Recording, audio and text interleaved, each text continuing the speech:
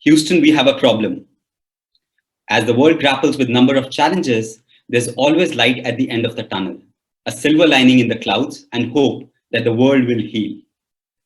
Connected by love, literature, and of course, great internet. What better place than Houston that brings galaxies and universes together to bring this virtual edition of JLF as we aim to bring together ideas, thoughts, and communities. Hello, everyone. On behalf of Namita Gokhale, William Dalrymple, Sanjoy Roy, Festival Advisors, partners, the Consulate General of India in Houston, Asia Society Texas Center, Imprint, and my colleagues at Teamwork Arts, we welcome you to our third year in Houston and our first virtual edition of JLF Houston. While we are unable to receive you in person this year, we promise that with the boon of technology, we will transport you to the Lone Star State, the world capital of space exploration, a city with vibrant museum and theater districts, and adding to this, the unique energy, excitement, and intellect of the festival.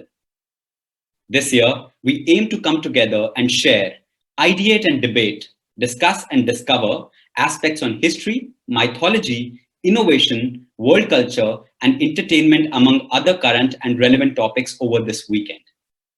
Our heartfelt gratitude to the Embassy of India in the United States of America, and a big thank you to the Consulate General of India in Houston for their continued support for the festival. Please join me in welcoming Ambassador of India in the United States, His Excellency Taranjeet Singh Sandhu, to say a few words, followed by the festival producer and Managing Director Teamwork Arts, Sanjoy Roy. Dr. Sanjoy Roy, friends, it is a distinct pleasure to be able to address JLF USA 2020. What the JLF brand has achieved over the last decade is a testament to the enduring power of ideas. Words and ideas continue to amaze us, amuse us, mesmerize us, and above all, uplift us. This is why we never forget a good book, or a nice movie, or a powerful speech, or these days, an effective tweet, or simply a striking sentence someone said over a cup of coffee. JLF today is more than a literature festival. It brings together historians and poets, artists and musicians, dreamers and doers. I'm aware that this brand is now well known not just in India, but in the US and Europe, thanks to the tireless work of the Teamwork Arts and the force behind it, Dr. Sanjoy Roy, my contemporary in the college. I commend all of you who have worked relentlessly to organize this event, and I thank you for this opportunity. Friends, the terrible pandemic has denied us the ability to come together in one place. Yet, it has created a unique opportunity. Despite our geographic distances, with the aid of technology, we have found new ways to interact. Our isolation has enabled a new form of engagement. I can address you from Washington, D.C., with participants joined from India, US, and across the world. This opens up new ways to listen and understand each other's stories. For career diplomats like me, this poses fresh challenges. We are used to building relationships based on face-to-face conversations, reading the room by understanding body language. We must now face the control of monitor screens, straining to hear the tone in our counterpart's voice while praying that internet does not fail mid-conversation. But the only way to sustain is to adapt. JLF too has adapted and has carefully captured beautifully the diversity of our two countries, India and the United States, two mature and vibrant democracies, two societies that respect innovation and ideas, that also love debate and arguments. Relationships between countries, like between individuals, need a lot of nurture. Staying connected, therefore, is the key. It is like something which I read recently. The day I started speaking to you, more than to myself, I realized we are connected. I have led I've had the privilege to watch the transformation of India-US relationship over the last 2 decades. I was a young officer in the 1990s when, in the aftermath of the nuclear test, I would work the Hill trying to persuade congressmen to see our point of view. Since then, we have indeed traveled far and traveled fast and built a global strategic partnership. There are no aspect of human activity in which we do not cooperate, from vaccine development to outer space, from Indo-Pacific security to developmental partnerships in Africa. And most uniquely, this enduring partnership has been driven by a bipartisan consensus. Both Democrats and Republicans, whether in the administration or on the Hill, acknowledge that when it comes to India, they are of one mind.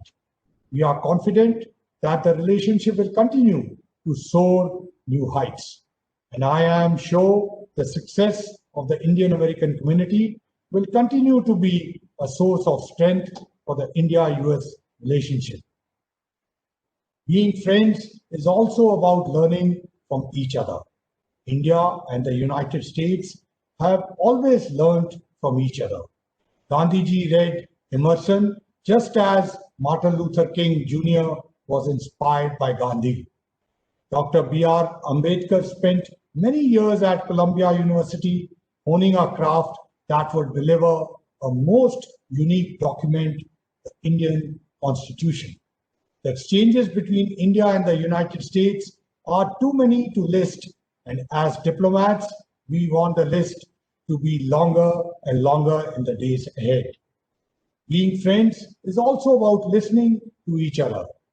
JLF's theme for this year's event, Each Other's Stories, is most apt. If I ever tell a story about India-US relations, I can assure you it will be about a fascinating journey, the best of which is yet to come. Thank you. Stay well and stay safe. Thank you very much, Ambassador Taranjit Singh Sandhu. That was an honor to have you open JLF Houston 2020. Unfortunately, in these very difficult times of COVID, I haven't been able to come and call on you, and we haven't been able to receive you at Houston. We look forward to doing so next year. Thank you to all your colleagues, and of course to Consul General Asim Mahajan in Houston for being very much part of JLF 2020. These are extraordinary times, and while we're not able to receive each and every one of you in person like we do at the Asia Society Texas in Houston, it has given us the opportunity to spread our wings and look at JLF Houston, not just for the city of Houston, not only for Texas, but across the United States. The pandemic has been very difficult for all of us. History has shown us that ever since the Spanish flu and so many other pandemics from the plague, from the bubonic plague and before, have sort of been inflicted on mankind, we haven't learned our lessons. Therefore, platforms like JLF are extremely important to be able to impart knowledge and information about our past, make sense of the present, and envision a collective better future. Perhaps if our leaders took a note out of this particular book, they would think twice before investing so many trillions of dollars into the arms race across the world, and in fact, instead, invest it into scientific research, invest it into trying to understand how health infrastructure needs to be boosted, not just in America or India, but really across the world. We're delighted to bring to you an incredible array of writers and speakers to debate and discuss the future of the world. And a big thank you to Asia Society, our partners, and Imprint, who've been absolutely wonderful, Rich and Krupa, to Durga and Sushila Agarwal, our advisors, and our advisory board, Hari and Anjali Agarwal, Shazma and Arshad Martin, Chitra Banerjee, Diva Kurni, Medha and Shashank Karve, Marie and Vijay Goradia, and of course, Jiten Agarwal. I do hope you're going to enjoy everything that we've enjoyed so very much putting together for you. Have a great festival. Thank you. Enjoy the program. To tell you a little bit more about the riches we have on offer for JLF Houston, please join me in welcoming festival co-directors Namita Gokhale and William Dalrymple. Dear friends in Houston, dear friends in America, friends around the world, I'm delighted to be here at the first online edition of JLF Houston. We live in extremely challenging times, on the very cusp of unprecedented changes. It has been a privilege to learn and grow with the Jaipur Literature Festival and to engage with those transformative books and the inspired writers who have helped us to make sense of our world. I would call the Jaipur Literature Festival a living library, or perhaps a library of life. Do join us as we share in the excitement of ideas and of debate and dialogue, of the adventures of science, the joys of poetry and music, the consolations of philosophy, and the essence of life and literature. Thank you for being with us and stay engaged.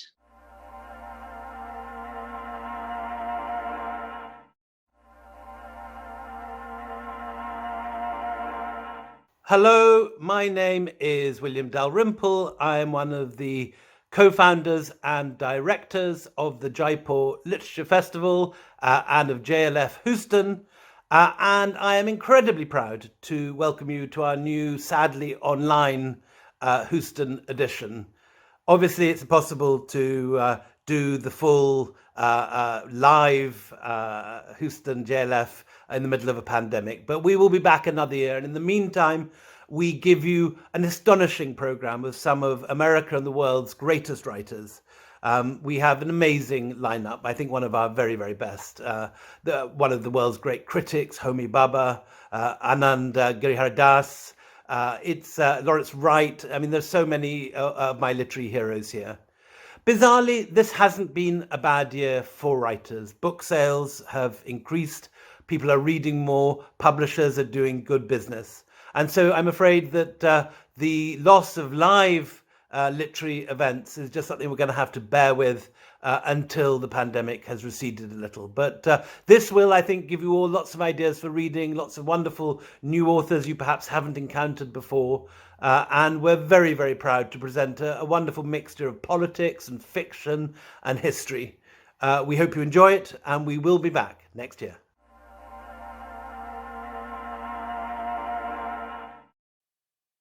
Thank you, Namita and William, for being the heart and soul of the festival and bringing so much of diversity, richness, and depth to the programming.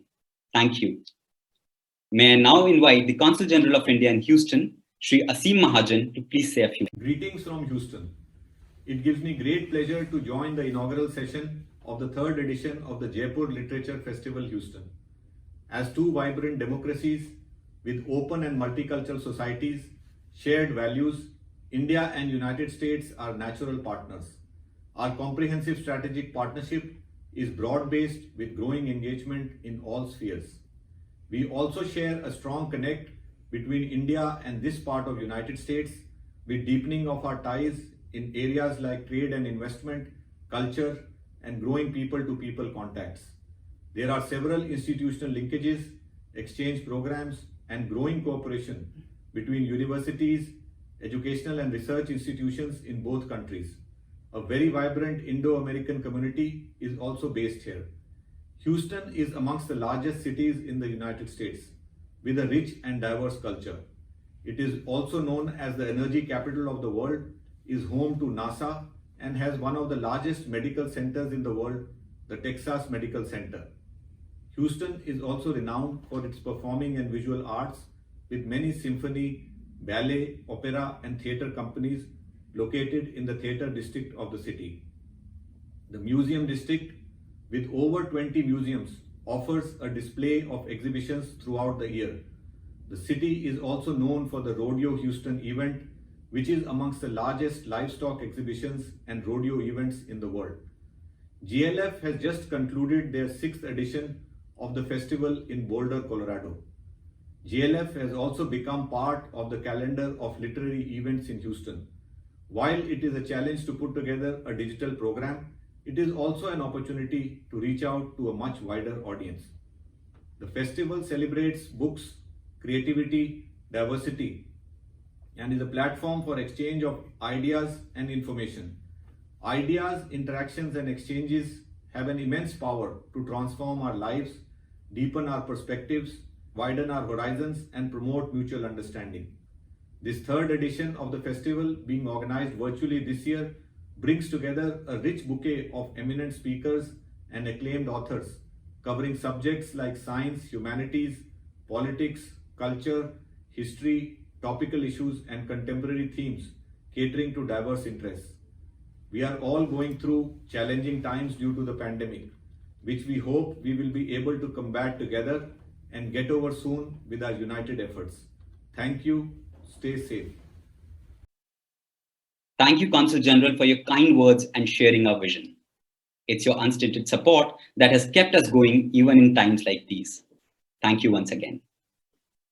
Supporting, endorsing, and motivating us for the last 2 editions of the festival, we owe our immense gratitude to Asia Society Texas Center and Imprint. May I please invite Stephanie Todd Wong, Director of Performing Arts and Culture, Asia Society Texas Center, and Rich Levy, Executive Director, Imprint, to say a few. Hello, my name is Stephanie Todd Wong, and I'm the Director of Performing Arts and Culture at Asia Society Texas Center. It is my pleasure to welcome you to the first virtual JLF Houston. This is our 3rd year to collaborate with Teamwork Arts, Imprint, and the Consulate General of India to bring JLF Houston to Asia Society. And while we're sad we won't be able to welcome you in person, we know the digital version of this year's festival will still connect our community to a global network of book lovers and authors for exciting and thought-provoking conversations. Asia Society's mission to foster cross-cultural dialogue and celebrate vibrant, diverse cultures is embodied in the spirit of JLF, and we can't wait to get started. As usual, we have a variety of topics to cover, everything from Bollywood and Black Lives Matter to migration and mythology, as well as amazing writers from here at home and around the world, such as Omi Baba, Lawrence Wright, W. Caleb McDaniel, Chitra Banerjee Divakaruni, and more. So curl up and get comfortable. We've got a lot of ground to cover. And until we can meet in person again, be safe and well. Thank you and enjoy JLF Houston. My name is Rich Levy, Executive Director of Imprint. And on behalf of the Imprint Board of Directors and staff, I want to welcome you virtually to the 3rd edition of JLF Houston. Oh, to be together in the lovely theater at Asia Society Texas Center. Next year, we hope. We are honored and delighted to work with our collaborators and friends at Teamwork Arts and Asia Society Texas Center, plus the folks at the Indian Consulate of Houston. In the face of the extraordinary challenges of this year, we are glad to take part in JLF Houston, which represents for us a thoughtful expansion of our corner of the global village and an echo of normalcy. We are thrilled to see so many fine writers and thinkers on this year's roster, including 2 Texas Pulitzer Prize winners, historian Caleb McDaniel, and novelist and journalist Lawrence Wright, plus our friend and fellow Houstonian Chitra Divakaruni, and so many other distinguished guests, such as Homi Baba and Matt Ridley. Thank you for welcoming us into your home, and please enjoy the program. Thank you, Stephanie and Rich, for being such amazing partners and for hosting and supporting JLF in Houston. Once again, we would like to thank all our advisors, donors, and partners for generously supporting us. This year's JLF Houston programming will include sessions discussing Bollywood, fiction, migration, diaspora writing, Black Lives Matter, history, and mythology. 2 days of informative and rich conversations with the likes of Lawrence Wright, W. Caleb McDaniel, Anand Giridhar Das, Homi Baba, Chitra Banerjee Divakaruni, Amish Tripathi, and many more. And before we begin our keynote session, we would like to present a small musical performance. by singer, composer, and music director Shekhar Rabjiani and the Shillong Chamber Choir called Aatishbaziyan.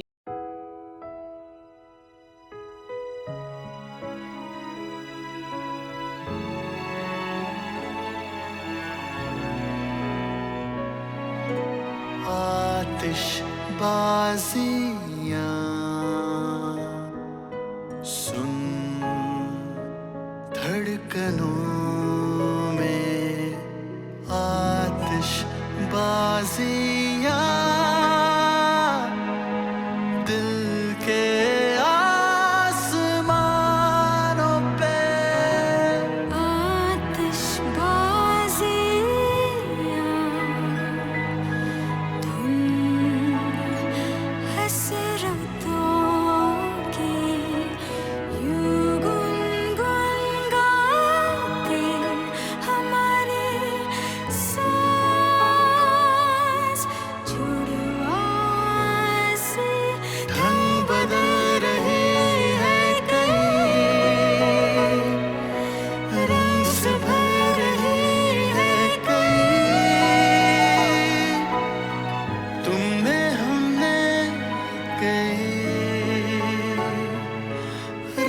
सितारों से भरे बोल रोशनी के घड़े हैं अंधेरों से भी परे साज़ी अल्फाज़िए ख्वाबों के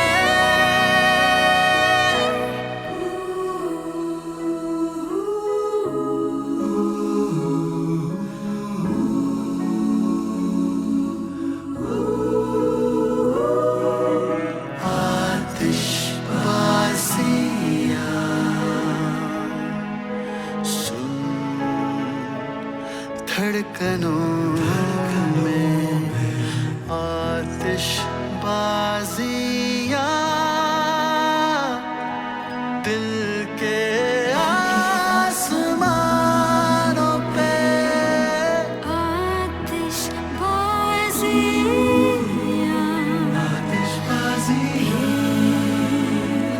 हो रही है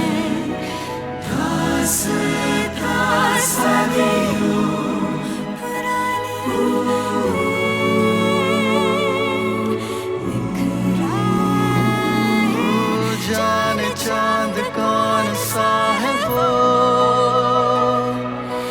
खिंच के जिससे दिल की लहर छंद सी है बंधी डोरिया तरानों की बनी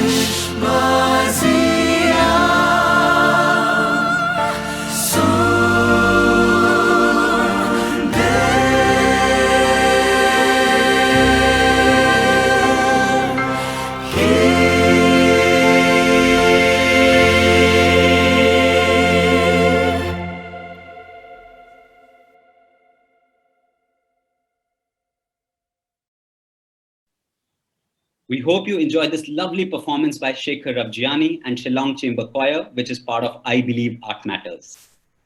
Now moving on to our keynote session, Sweet Taste of Liberty, a true story of slavery and restitution in America. W. Caleb McDaniel in conversation with Morgan Jerkins.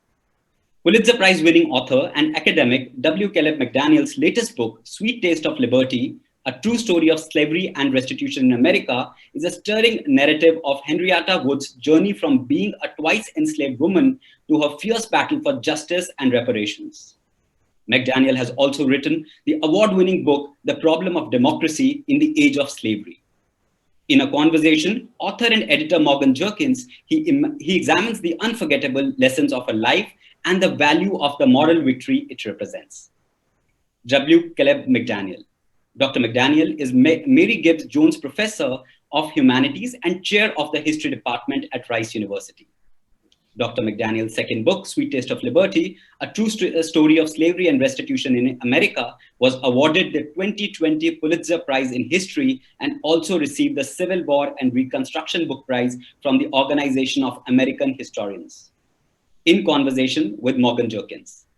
Morgan is the New York Times best-selling author of This Will Be My Undoing, Wandering in Strange Lands, and the forthcoming Call Baby. A professor at Columbia University School of the Arts MFA program and a senior editor at Zora, she's based in New York City. We are delighted to have Lonchura as the podcast partner for this session. All our sessions will be available to view on our Facebook page and YouTube channel. Do follow our pages at JLF LitFest across Twitter, Instagram, and Facebook to be notified of the upcoming sessions. Stay tuned to the jlflitfest.org/Houston for the full schedule and information about our speakers. In these unusually difficult times, we have struggled to bring you JLF Houston without charging a registration fee. Please donate as generously as you can to ensure a free, seamless, and continuous flow of knowledge. You can donate to us on our website, jlflitfest.org/Houston. Ladies and gentlemen, now presenting Sweet Taste of Liberty, a true story of slavery and restitution in America. Morgan, over to you. Thank you, Suraj, and thank you, Professor, for joining me this morning or this evening, wherever you are in the world, to talk about this amazing, amazing book. So I'm going to start with a little story that I don't know might make Professor embarrassed, but I'm a huge fan of his work. I first met Professor McDaniel last year when I was traveling to Texas to write about Black convict laborers and how their remains were found in a place called Sugar Land, Texas. And I actually traveled to Rice University's campus to speak to Professor McDaniel. And a whole lot has changed in that year in terms of this wonderful book being published and also him winning the 2020 Pulitzer Prize. So the way I want to start it off, Professor, is talking about this book and its creation, because I read that initially you weren't going to write about Henrietta Wood, and there might be some people in the audience who are trying to write a book and might be trying to figure out whether or not they should pivot. So can you take us to that moment where you were like, you know what, I think I want to switch gears for a second? Absolutely. Thanks so much, Morgan. It's good to see you virtually. I wish we could be meeting on campus as we did a year ago, but I'm grateful that we're able to speak in this way. And thanks to everyone who's tuned in to learn a little bit more about this book. Mm-hmm. You're right. I didn't set out to write about the story of Henrietta Wood because it's not a story that's well known. It's not one that was already in the textbooks or had been written about before. I was interested in writing about a story closer to home here in Texas, which was the story of Confederate slaveholders during the American Civil War who were forcing enslaved people to move to Texas in the middle of the Civil War, the American Civil War, to try to evade the effects of emancipation. And so this was a huge movement of people. Maybe 50,000 to 150,000 people were forcibly relocated to Texas during the Civil War in this way. But in the fall of 2014, I learned about an article published in the 1870s in an Ohio newspaper that told the story of a woman named Henrietta Wood. And it came to my attention because Wood was one of those people who was forcibly moved to Texas during the war by her owner at the time, who was a cotton planter in Natchez, Mississippi. But the more I started reading about her story in this article, which was an interview with her in 1879, the more interested I became in writing a book about her. Because while her story of forcible relocation to Texas was one that was shared by, as I said, tens of thousands of other people, the way that her story ended made her very unique. After the American Civil War, she managed to move to Cincinnati, Ohio, where she had lived earlier in her life, and had actually been a free woman before the Civil War, before being kidnapped and enslaved and sold to Mississippi. So she had this long ordeal even before the Civil War began. And then after the war, she managed to return to Cincinnati, and she filed a lawsuit for restitution against one of the men who had enslaved her. And so obviously in 2014, that was a really compelling story to me, partly because conversations about reparations had really returned to the public sphere in the United States in a big way. Of course, there's been a long struggle for reparations going back to the beginning of the nation, but the publication of an article by Ta-Nehisi Coates in the summer of 2014, The Case for Reparations, really revived interest in the subject. And I thought when I learned more about Wood's story that this was sort of a case of reparations, perhaps, that historians might contribute to this ongoing debate of the case for reparations in the present. Absolutely. And so I'm interested in figuring out, from a historian's perspective, you see one article and it's like, how am I going to stretch this for tens of thousands of words? Can you elaborate on some of the difficulties of uncovering Black women's histories and archives, particularly those who were enslaved? You're right. I mean, there's so many silences in the archives surrounding the lives of women like Henrietta Wood. And even though I found that article, which it's rare to have a lead like that, where a formerly enslaved woman is telling her story in a newspaper in the 1870s, I did have a question in my mind. Would it be possible to find out more about her life, enough to sustain a book-length narrative? That interview that I first read didn't even talk about her early life. It picked up in the 1850s.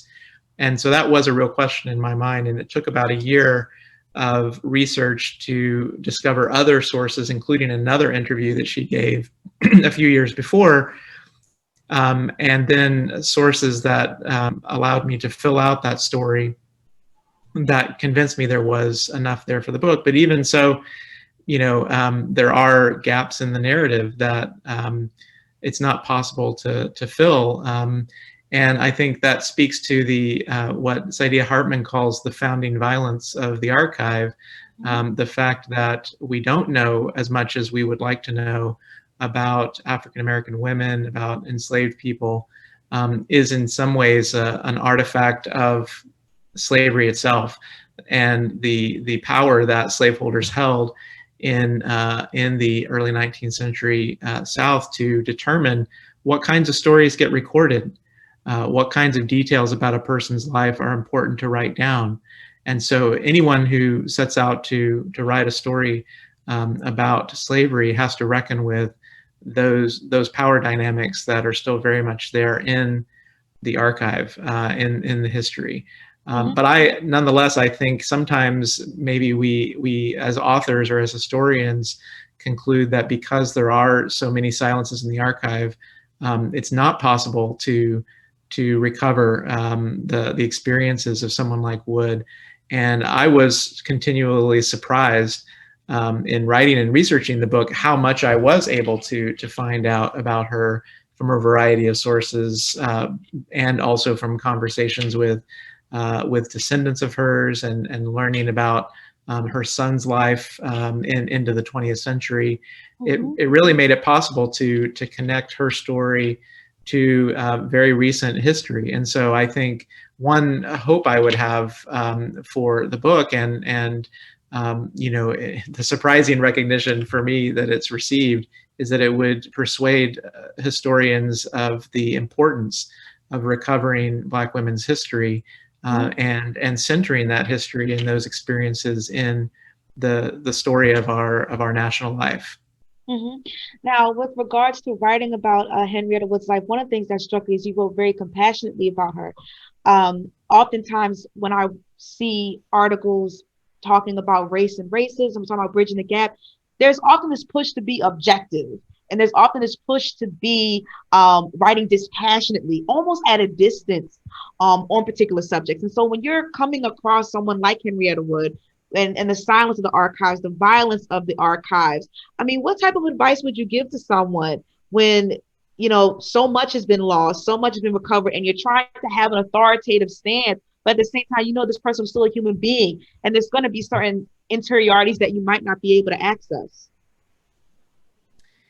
That's absolutely right, and thank you for saying that, because it's a challenge that I'm not still sure that I always succeeded in rising to meet. But I do think it's important for historians of slavery to think about the interior lives of enslaved people. You know, that they were not just people who were acted upon, but were actors in their own rights and had emotional lives that need to be respected and evoked as far as we can. You know, and I think that's one thing that had frustrated me, going back to your first question about the project I had embarked on originally, is that, you know, I knew about these tens of thousands of people who were brought to Texas during the Civil War, but I wasn't having much success finding the experiences and the interior lives of the people who were part of that that forced movement. And so that was another thing that convinced me that in a case like Wood's, where there were 2 interviews that allowed her to tell her story in her own words to some extent, meant that this was something that was important to tell, because we don't have a lot of stories where we can hear at least somewhat directly from enslaved women themselves about what they experienced. Absolutely. Another thing that I appreciate about Sweet Taste of Liberty is that it feels like a living, breathing document. You mentioned in the book that we don't have any photos of Henrietta Wood. So, you know, when I'm thinking, when I was in history classes, when we read about all these historical figures, it's almost like they're frozen in time with their 2-dimensional images, with all of their monumental achievements. But you actually brought it home, as I like to say, because you found her descendants and you were able to show that, no, like, her legacy lives on. These people are real, and these people were sort of the guardians of her story. What was it like meeting her descendants after doing all of this preliminary research on her life? Well, that was one of the most humbling and great privileges of working on the book. And it's one of the things that convinced me that there was a book here. You know, I mentioned that I had the one interview, but it took about a year of doing research to determine that there was enough to sustain a book-length narrative. And one of the things I discovered in the fall of 2015 was that Henrietta Wood had a son who was born in Mississippi. And maybe I should say a little bit more about the story so that it's clear why was such a significant discovery. She was a woman who was born enslaved in northern Kentucky around 1818 or 1820. But as I mentioned, she was able to move to Cincinnati and gain her freedom in 1848. And so she had about 5 years in Cincinnati living as a free woman, working in low-wage jobs, but nonetheless, you know, free from the threat of sale, as she had been as a young woman, sold more than once. So she lived as a free woman in Cincinnati, and she referred to those 5 years as her sweet taste of liberty. But in 1853, she was kidnapped and taken across the Ohio River into the state of Kentucky and re-enslaved. And that's what began her long ordeal of being sold to a cotton plantation in Mississippi, taken to Texas during the Civil War. And I learned in the fall of 2015 that she had given birth to a son named Arthur in Natchez, Mississippi, who was born enslaved because she had been re-enslaved. But she managed to keep him by her side throughout this long ordeal of re-enslavement. And they moved together back to Cincinnati after the Civil War, where she filed a lawsuit against the man who had kidnapped and re-enslaved her in 1853, a man named Zebulon Ward. And the reason why, discovering her descendants was so significant is because I knew from the beginning about this lawsuit. The very first interview that I read with Henrietta Wood was conducted after she had won this lawsuit against Zebulon Ward, and she was awarded $2,500 by a jury in a federal court, which was a significant sum at the time, worth maybe $60,000 to $65,000 US dollars in today's currency. But I wondered, what impact that award might have had on her family, on her son, on her descendants, because it seemed to raise the possibility of thinking about the impact that restitution could have made if it had been the policy of the United States to extend such reparations to formerly enslaved people. And so I was very interested when I learned that Arthur Sims, her son, had moved to Chicago in the late 19th century and had gone to law school in Chicago, partly with the help of the money that his mother had won in court. And so if we trace out the history of his descendants through Chicago in the 20th century, we can kind of see the impact that initial sum of money had on his fortunes. And so it was a great honor to be able to meet one of Arthur's great granddaughters, who unfortunately passed away in 2018, but I was able to meet and speak with her in Oakland, California, where she lived. And she had retired from a long career as a computer engineer, but remembered her great-grandfather. I remember my great-grandfather, and she was about 7 or 8 when he died in 1951. And so they lived together in the same house. She had memories of him, and so it was very humbling and important to realize that I was standing talking with someone who was only one person removed from Henrietta Wood herself, and I think it speaks to the closeness of this history to the present. That too many white Americans still think of slavery as something that's very distant in our past, or a chapter that was long ago closed. But when you think about the living memory of people like Miss Adkins, who I spoke with, it's still a very close period in time. You've done this. I mean, to turn the tables. Of course, you found out in your books and your writing too, just how much this family history can change the way we think about the history of slavery. Yep, and I was going to say, with regards to Arthur moved from Mississippi to Chicago. I mean, with the Great Migration, for any of you who are familiar with that, it's official years between 1910 and 1970 when millions of African Americans fled the South and went across the country in order to flee racial terrorism. And one of the pipelines is Mississippi to Chicago. There are many Chicagoans, especially in the present day, who have Mississippi roots. So that's definitely a full circle moment. Besides discovering that she had a son, and getting away from the obstacles that you faced, were there any other wow moments that you found in your research, things that caught you off guard you didn't think you were ever going to uncover? Well, there were some. I feel like I should issue some spoiler alerts in the book, but I think one of the most terrible parts of the domestic slave trade in the antebellum period was the way that it separated families. And that was true in Wood's case as well, because, as I said, she was born in 1818 or 1820, but she remembered being sold for the first time as a 14-year-old girl. And so in around 1834, she was separated from her family in northern Kentucky.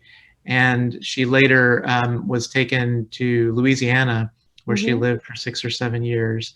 And we know that one of the most powerful stories in African American history is the effort of formerly enslaved people to locate family members from whom they had been separated and reconstruct these family trees. There's a wonderful book by historian Heather Andrea Williams called Help Me Find My People that tells the story. And there's a digital database online called Information Wanted, where advertisements that were placed in late 19th century newspapers by formerly enslaved people, seeking information about their long lost relatives. And so let me just say that, too often those efforts were unsuccessful.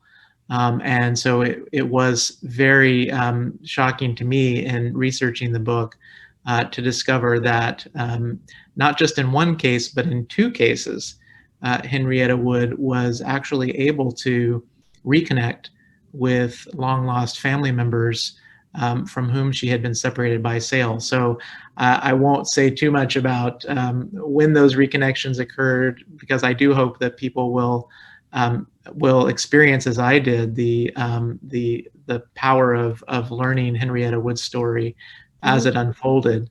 But that was something that really did catch me by surprise, and I think was very moving to learn about.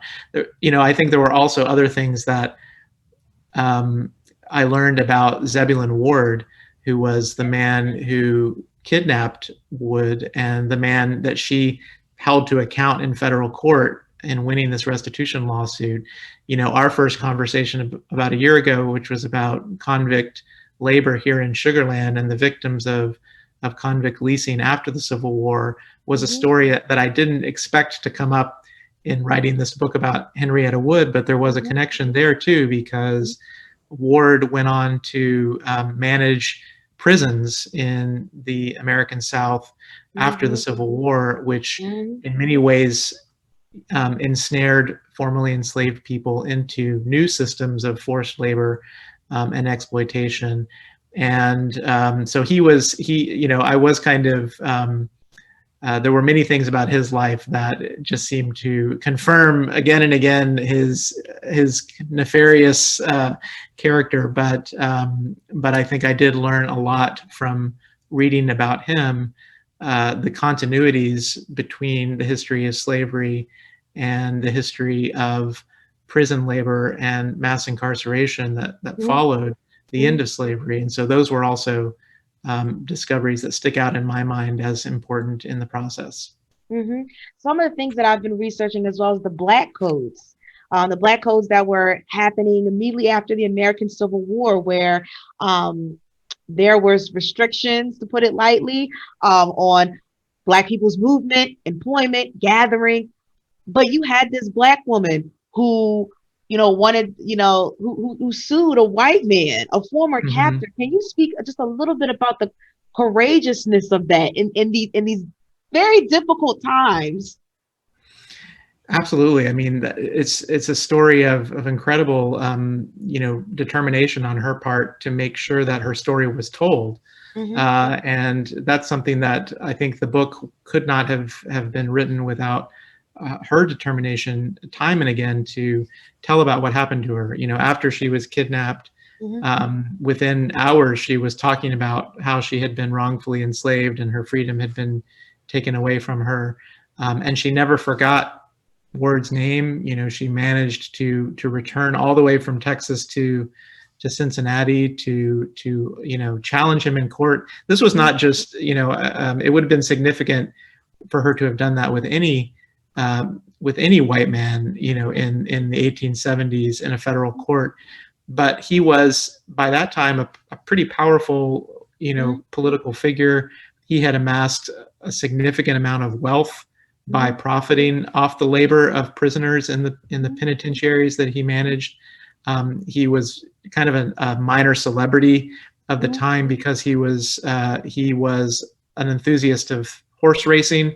And so if you can kind of imagine the wealth that we see on display at the Kentucky Derby, even today, he was kind of in those box seats. He was in the upper echelons of the American South, somebody who was used to being in the winner's circle, as it were. And so the fact that she challenged him in court and then stuck with the case across many years of litigation. You know, I don't think I've mentioned before that the case took 8 years to come to a conclusion.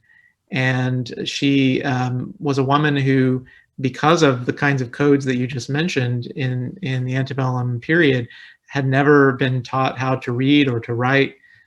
You know, so she could only sign her legal documents with an X, her legal mark. And yet what comes across from the record is the incredible legal savvy that she had, you know, the hard-won knowledge that she had of what courts could do for her, and the significance of challenging him in court, of telling her story. It really is a remarkable story of courage. And I think it's important to note that she's not the only, you know, such story. You know, there were lots of formerly enslaved people who were articulating the demand for reparations in this period. Someone else who comes to mind who followed her in the late 19th century was a woman named Callie House, who led a grassroots movement in the 1890s to lobby Congress to pay what she called ex-slave pensions to formerly enslaved people in restitution. And so there are lots of stories like these. Again, if we go back to our earlier conversation, if historians will look for them and value the records that reveal those stories. Absolutely. 2019 was an auspicious time. Your book came out then. The 1619 Project, spearheaded by Nicole Hannah-Jones of the New York Times, also came out in 2019. Both works, prodigious works, talk about the legacies of the enslaved, and both of you won the Pulitzer Prize for your respective works. How does it feel? I mean, that's like a writer's dream. It's a huge honor to have been a part of the same class as Nicole Hannah-Jones, whose work I've admired for a long time and learned a lot from. I think it does reflect the Pulitzer Board's recognition of the importance of the history of slavery. You know, I think if you look at the History Award, to say that a story like Henrietta Wood's is a significant chapter in the history of the United States is important. You know, I think it's not so much the book itself, but the story and her story that's being honored by that recognition. And I think that's exactly what the 1619 Project is also attempting to do, is center the experience of enslaved people and what they can tell us about the history of the United States. And so it does seem to me fitting to have both of those projects come out at the same time and be recognized in this way. Absolutely. So last question for you. What's next? Are you basking in your accomplishments? Are you working on another book? Well, as our moderator mentioned in the introduction, I'm on a steep learning curve here at Rice because I've been chairing our department since this summer, and of course with the pandemic and everything that's meant for higher education, it's been a challenge to you know, keep our classes going, to help our students pursue their studies, and so that's occupied a lot of my time. I'm also co-chairing a task force here at Rice University on slavery, segregation, and racial injustice. And it's a project like similar initiatives at other universities to reckon with our own history as an institution and to trace out the ways that you know, our university, like really most institutions in American life, have been entangled with the histories of slavery, segregation, and racial injustice. And so that's something that I'm working on now. And you know, if anyone's interested in learning more about that, we have a website, taskforce.rice.edu, where we're revealing some of the research that we're finding. But I don't know after that, you know, what's next for me. But I'm looking forward to getting back to research for sure. Sure. I was going to say, you also have what, the 2-minute project. Was that was your undertaking, right? Where you say every 2 minutes a slave, a person is sold?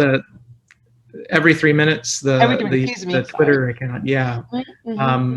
Yeah, that's we mentioned earlier, you know, the scale of the domestic slave trade and the way that before the Civil War, it separated so many African American families. And one historian in the 80s calculated that if we were to add up all of the domestic sales of enslaved people in the antebellum period, we'd come up with a figure like somewhere close to every 3.6 minutes there was a sale in the American South. And I was teaching that statistic in one of my classes many years ago and trying to turn it into more than a statistic. I mean, because the impact of that is sort of hard to fathom. And so I used a Twitter account, which might seem like an odd way to memorialize that. But, you know, one thing that Twitter does is organizes things in time, you know, and so there's a message that comes out from this account every 3 minutes as a reminder of how often these sales occurred. That actually helps me because I would look at it. I'm a millennial, so I'm on Twitter a lot, and as you already know, and sometimes I'll just be listening to music and I'll see it come up, and I'll be like, wow. Even though obviously this is 2020, just know that other people's lives were ongoing while someone else was being exchanged as property. Really hits home for me, and obviously as a descendant of the enslaved. So I think the last question I'm gonna ask, because we have 2 minutes left, is besides learning about, you know, people are gonna buy the book, I'm sure, and learning about Henrietta Wood's life, is there anything else you want people to take away from it? Any other larger themes? Well, I think I said earlier that one of the things that attracted me to the story was the resonance in the present, and the fact that there are debates ongoing even now about reparations for historical wrongs, including slavery. And last year on June 19th, there was a congressional hearing about a bill in the House of Representatives to create a commission to investigate the history of slavery and make recommendations about how to repair and redress those wrongs. And so, you know, in our political sphere, you hear a lot of arguments for and against reparations, but I do hope that people who read the book will have that debate in mind. You know, I think the lessons of Wood's story are in some ways ambiguous, but what they do show us is the power of even a small amount of money to impact a family. In the case of Wood and her son and his legal career. They also, though, her victory also points to the need for a larger reckoning with the history of slavery that the nation is still has not really undertaken.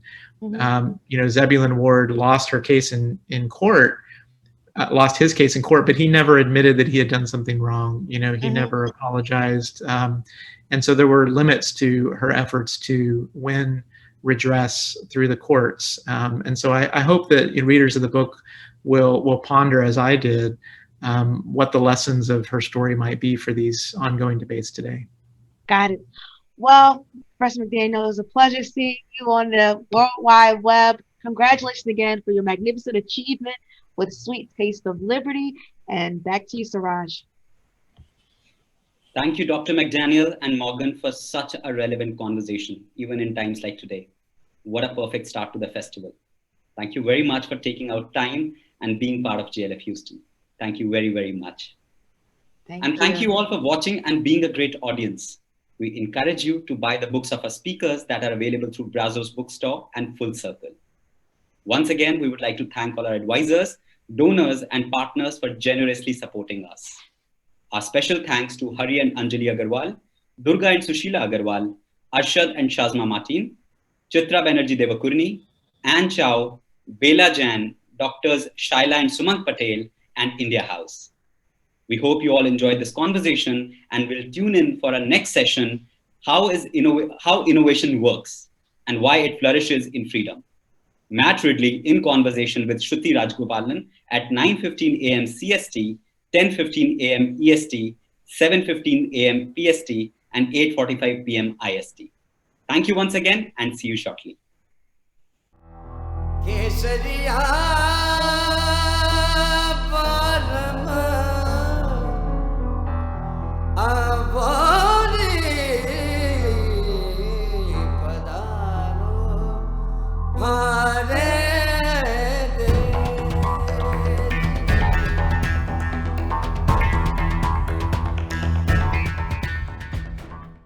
I would call the Jaipur Literature Festival a living library, or perhaps even a library of life.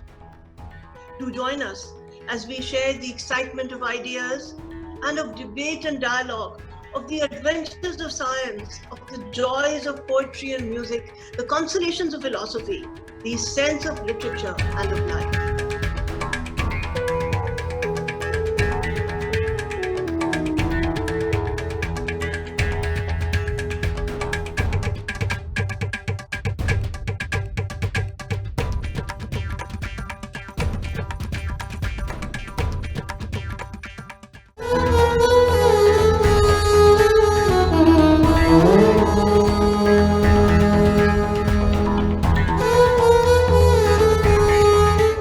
So much about the festival in India, the scale of it, the energy of it, and I just love the fact that there is this effort to bring it to other cities in the world. It's a variety of topics. It's meaningful. I'm just excited. I'm feeling like I've learned a lot to think about, and I appreciate JLF coming here.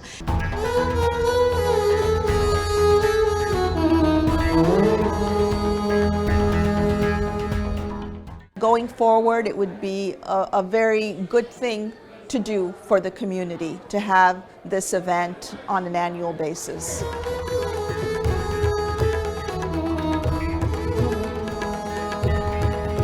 I think that when you hear so many different voices and perspectives about the South Asian diaspora and many other issues, you learn that there's a lot of history that you're not taught every day, and I think that that's important to bring in today's world.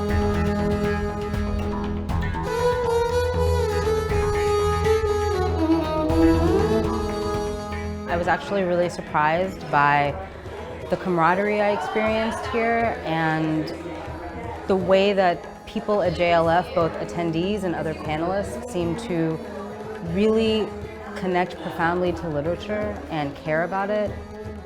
In 2020, our live version of JLF has been laid to waste because of COVID-19. However, nothing's going to stop us from coming in the way of bringing our writers and speakers to you in Boulder, Colorado, Houston, New York, and Toronto, Canada.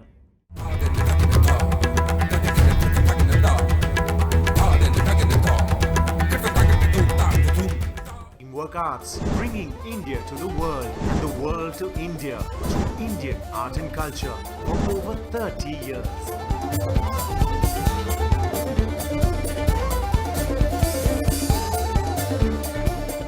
One of Teamwork Arts' signature events, the Z Jaipur Literature Festival, is the world's largest free festival of its kind. With daily interactive sessions, lively debate and dialogue, and international music performances every night, it's no wonder the festival attracts over 500,000 visitors a year.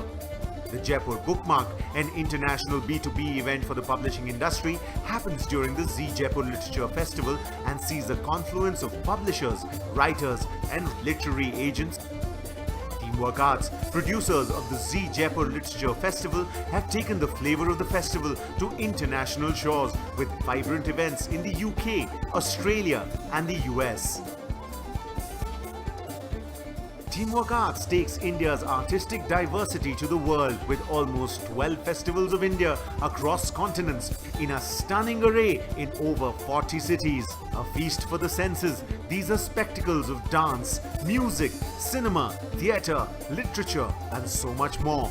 In each of these places, Teamwork Arts' colourful festivals of India are the high points of the annual cultural calendars, be it Confluence in Australia, India by the Bay in Hong Kong, India by the Nile in Egypt, Iron India in Chicago, Shared History in South Africa, India in the Sunshine City in Zimbabwe, Edinburgh Fringe Festival, Kala Utsavam in Singapore, Sarang in South Korea, festivals in Abu Dhabi, Shanghai, Sweden. The list is dizzying.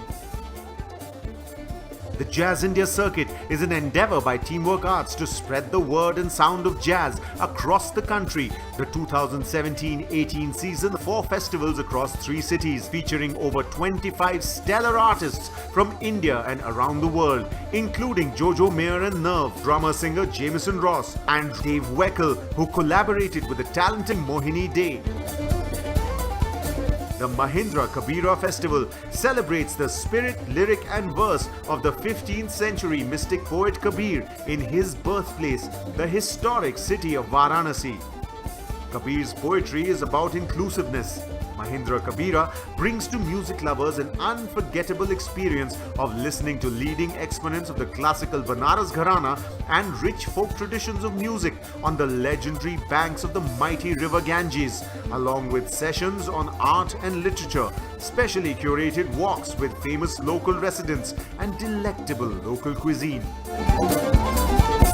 Sacred celebrates the spiritual through music and its ability to heal. International artists collaborate with world music exponents from India amongst the most incredible desert settings on the banks of the Pushkar Lake. Heritage walks, meditation, talks and workshops are part of this weekend experience. Teamwork Arts so promotes and recognizes the best of Indian theatre through the Mahindra Excellence in Theatre Awards. The Meta Week in Delhi is an enthralling showcase of the 10 best nominated plays shortlisted from numerous entries received from across the country and across languages. The Meta Lifetime Achievement Award has been presented to leading lights of India's theatre industry. For the young and the young at heart, the Ishara International Puppet Theatre Festival brings local and international performances to audiences across several Indian cities. While the Multi-City Kahani Festival features interactive storytelling sessions and workshops championing the power of imagination. Bollywood Love Story, a musical. Our international touring productions such as Bollywood Extravaganza and Flamenco India have sold out shows across Europe, Egypt, Russia and Spain. Expressions International Contemporary Dance Festival showcases Indian and international productions, bringing together several dance genres for Indian audiences. Teamwork Arts, celebrating the arts. For more information, visit www.teamworkarts.com